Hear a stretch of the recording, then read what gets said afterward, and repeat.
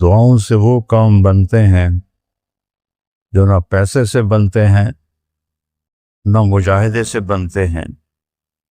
مجھے پتہ نہیں کہ اللہ نے یہ سارا نظام میرے ساتھ کیوں چلایا، کیسے چلایا۔ یہ ایک واقعہ کی طرف میرا ذہن جاتا تھا۔ سردی شدید تھی اور ایونٹ سنسان ہوتا تھا۔ باہر بازار میں 2 ہوٹل تھے، ایک چائے کی دکان تھی۔ میں برآمدے میں کھڑا تھا تو میرے استاد صاحب رحمۃ اللہ علیہ مولانا عبد الرحمن، انہوں نے کروٹ بدلی کیا۔ تو ان کے قریب دوسرے استاد لیٹے ہوئے تھے، مولوی احمد بٹلہ صاحب۔ کہنے کہ مولانا کیا ہوا؟ کہنے کہ سر میں بہت درد تھا۔ بس یہ سننا تھا کہ میں اوپر گیلری میں میرا بستر تھا اور وہ اتنی سختی تھی گورنمنٹ میں کہ یہ جو گھڑی باندھنا بھی وہ کیا تھا، خلاف قانون تھا، اور تھرمس رکھنا بھی خلاف قانون تھا۔ مجاہدہ ٹھنڈی چاہ پیو۔ تو 2 لڑکوں نے تھرموس چوری رکھا ہوا تھا، وہ میں ایک کو میں نے جا اٹھایا۔ میں نے بوئے تھرموس کے تھے، کہتا وہ پڑا ہوا ہے، وہ پڑا۔ تو میں نے اسے اٹھایا، بغل میں ڈالا اور میں نے بازار کی دوڑ لگا دی۔ 10 بج رہے تھے اور 10 بجے سناٹا، 250-300 کا تو مجمع ہوتا تھا رائمنڈ۔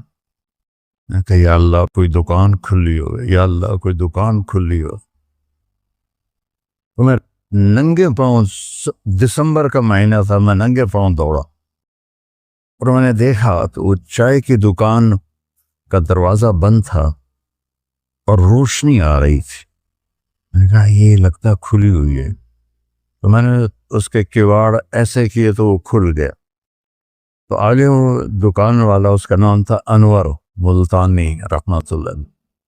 یہ میں آپ کو بتا رہا ہوں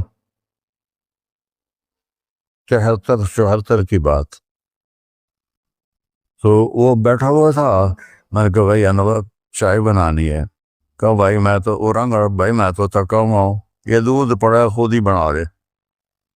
تو میں نے کہا چولہا کا، یہ چولہا بھی پڑا ہے۔ تو میں نے وہ ہوتے تھے ہوا بھرنے والے چولہے، اس سے میں نے دودھ گرم کیا، پتی ڈالی، چائے بنا۔ چائے کی دکان پہ سر درد کی گولی کا کیا کام ہے؟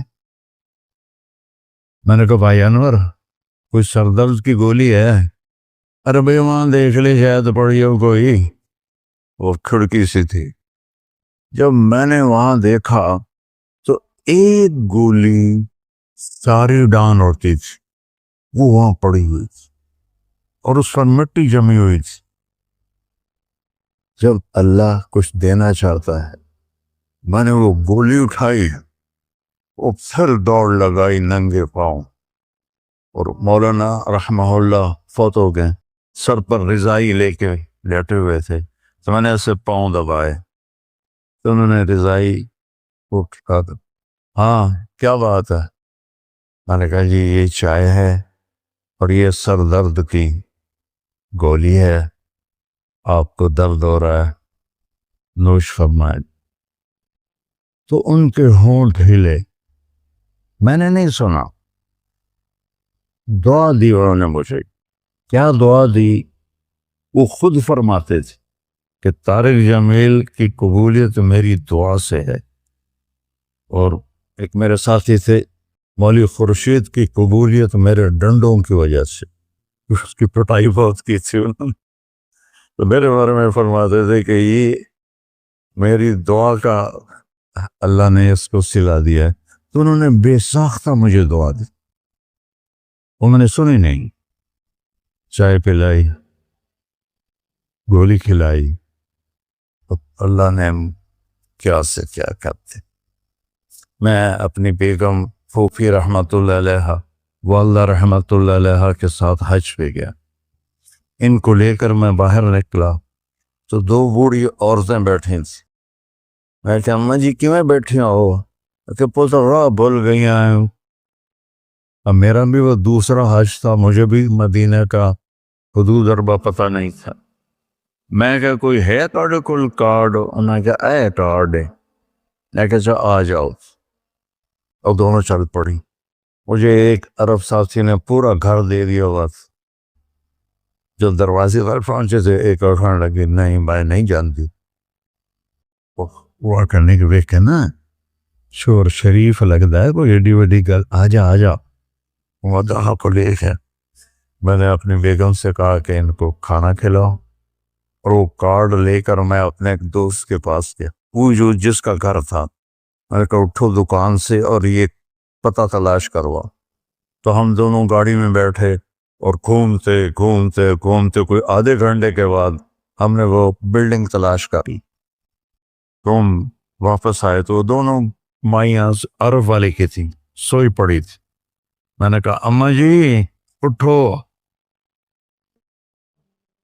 تھوڑا گھر ویکھ آیا, تم لے جانا. تو ان میں سے ایک دم اے بیٹا تینوں رب اپنے سونے دیا زیارتاں کرائی رکھے. میں نے بیگم سے کہا بیگم یہ دعا قبول ہو گئی. 90 سے لے کر آج تک بلا ناغہ میرے رب نے مجھے اپنے گھر بلایا. ایک 94 کا حج نہیں ہوا کہ وہ میری انگلینڈ تشکیل ہو گئی تو میں وہاں چلا گیا. پے در پے حج عمرہ حج عمرہ حج عمرہ حج عمرہ. یہ 3 سال کووڈ کے جو آئے تھے نا, وہ ناغہ ہے. تو میں ہمیشہ کہتا تھا کہ اماں دی دعا. اب ایک مزیدار قصہ سنا کے پھر نماز پڑھنی میں طواف کر رہا تھا تو میری نظر پڑی جواز وسیم پر. وہ مقام ابراہیم پر نفل پڑھ کے نا بیٹھ کے دعا مانگ رہا تھا. تو میں وہاں کھڑا ہو کے, میرے ساتھی نے کہا طواف پورا کرنا بھی ہے. میں کہا پتہ نہیں اٹھ کے کتنے چلا جاوے, لہٰذا میں اس کے سامنے ایسے منہ کر کے کھڑا ہو گیا. وہ ایسے دعا مانگ رہا تھا, مانگتے مانگتے مانگتے اس نے جب اوپر نظر اٹھائی تو مجھے دیکھا, تو اس نے ایسے بھی نہیں کیا, اتنے ہی ہاتھ چھڑے دوڑ کے میرے پاس آیا. کہنے لگا مولانا تمہیں پتہ میں کی دعا کر رہا. میں کہا میں کوئی نجومیہ جو انہوں پتہ لگے ہوئے. کہنے لگا میں یہ دعا کر رہا, یا اللہ مولی طارق جمیل کو اماں کی دعا لگی ہوئی ہے, وہ ضرور آیا ہوگا حج پر, وہ جہاں بھی ہے مجھے ملا دیا. کہ یہ میرے الفاظ ختم ہوئے تو سامنے کھڑا تھا. تو اس میں آپ کو دعائیں ملیں گی بڑی زبردست. اللہ اپنے فرائض پورے کرو, نماز میں اتنا نہ ہو, کسی کے لیے دل میں نفرت نہ رکھو, آپس میں اگر صحیح چلنا ہے تو ایک دوسرے کی غیبت نہ کرو, برائی نہ کرو, تو پھر انشاءاللہ نسلوں تک اللہ ہمارا یہ کام چلے گا. میں روزانہ مانگتا ہوں یا اللہ اس کو صدیوں پر لے جا, یہ نہیں کہ میں چلا جاؤں تو کام ختم ہو جائے. یا اللہ اس کو صدیوں پر لے جا, تیرے لیے کیا مشکل. تو میں آپ سب کا شکر گزار ہوں, اور یہ جو انہوں نے اتنا خوبصورت انتظام کیا ہے اس پر بھی انتظام والوں کا بڑا شکر گزار ہوں. پتہ ہے اس بستی کا نام کیا تھا پرانا؟ ڈل لالا. ڈل کہتے ہیں اس کنویں کو جس میں پانی نہ ہو, اس کو ڈل کہتے ہیں. تو یہاں پہلے آبادی نہیں تھی. 1945 میں ہمارا گاؤں ہے وہ ادھر حسین پراڑی والا, وہ 300-400 سال پرانا گاؤں ہے. تو جیسے برادریوں میں ہو جاتی ہے خبر, تو وہ کچھ ہوا ہوگا ہماری تو پیدائش سے پہلے. تو میرے تایا رحمۃ اللہ علیہ میاں حق نواز, انہوں نے آ کر یہاں گھر بنایا. اس وقت اس نے 50,000 روپیہ خرچ کیا تھا. تو 1948 میں پھر ان کے چھوٹے بھائی تھے میرے والد, انہوں نے آ کے گھر بنا لیا. تو اس گاؤں کی ابتدا ہوئی اور بسم اللہ ہوئی.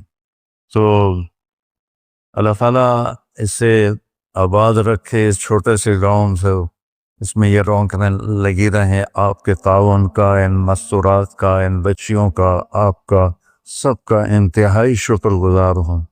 آپ اپنے اس کو جاری رکھیں. میں اجازت چاہتا ہوں کیونکہ مجھے فیصل آباد نکلنا ہے. اللہ بہت برکت دے, آپ سب کو قبول فرمائے. السلام علیکم.